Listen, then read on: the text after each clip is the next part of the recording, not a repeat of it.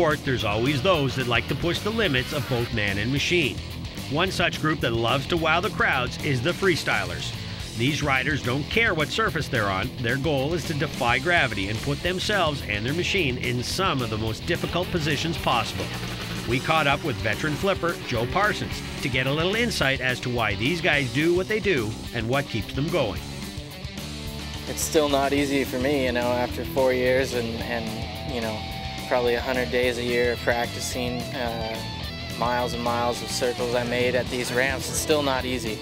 You know, you're always going to be uncomfortable when you're looking at a ramp for the first time or a jump. You know, you always had that feeling, but something that I really knew wasn't right. You know, just because somebody else was there looking at me or waiting for me to do it, I never done it. You know, you got to ride for yourself and ride within your means, and because as long as you're doing that, you can practice. But if you go out there and get hurt, you can't practice. You know, so ride within your means is probably one of the biggest things that I've done through my career. No matter how many times you see these riders going up and over, people still want to know, what was it like the first time you did it? It was the scariest thing I ever attempted or thought of doing. You know, I knew that I could do it. I knew, seeing, you know, how people did it. I watched tons of videos to see what it took, and the commitment level on that is all or nothing. You can't half do it. And so, you know, I started on a bicycle, and then I started on my pit bike, and then my full-size motocross bike, and then you know, and then basically it was left to do the sled. And the first one I ever did was one of the scariest and most exciting times I've ever had. And obviously I was landing into a foam pit, but after 20 times of doing it into the foam pit, I took it to the snow, landed the first one, and from then on it was just like, okay, now I kind of got this, so you can take it. But the first, you know, little bit is just the scariest moments of your life, pretty much, and the most exciting.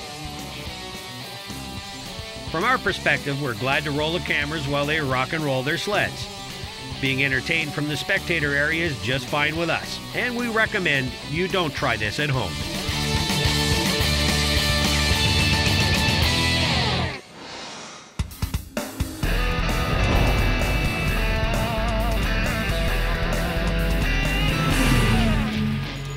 For those who have been shopping two-up trail cruisers over the past couple of years, you've likely noted that Yamaha's Venture, although a solid and dependable ride, has not kept up with the bells and whistles found on some other brands.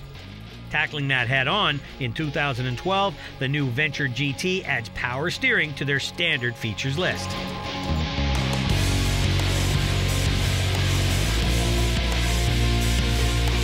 The Venture GT has a number of changes this year, and of course power steering is one of them. And that's a big deal for us because we can't just bolt on power steering to the old machine.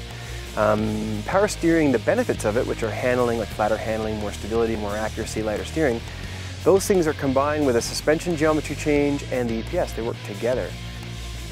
Here's what our test team had to say after getting invited out for an early release ride on the new 2012 Venture.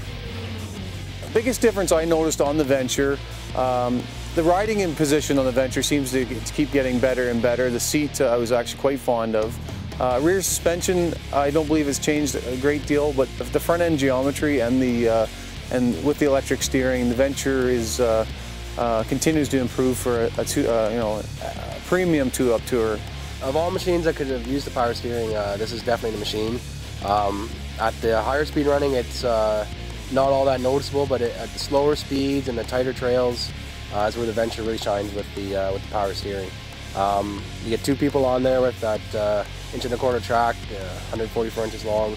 It can get tough to steer in the tight trails, and with power steering, it takes all the fatigue away and it makes it effortless.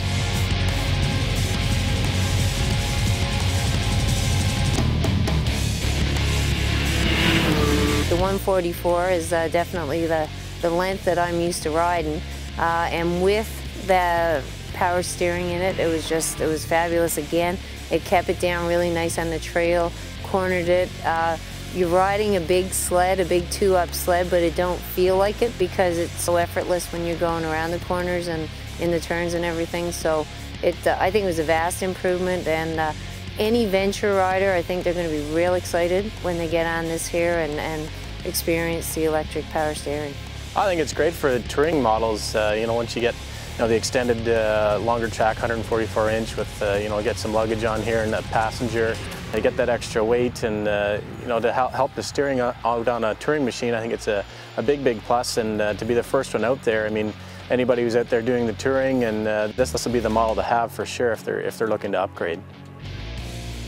As a two-up touring, the Venture is designed for the long hauls and high-mile days, which often includes a passenger on board. Without question, offering power steering and the benefits of reduced steering effort and minimal bar feedback, the Venture is back up in the top considerations for two-up touring.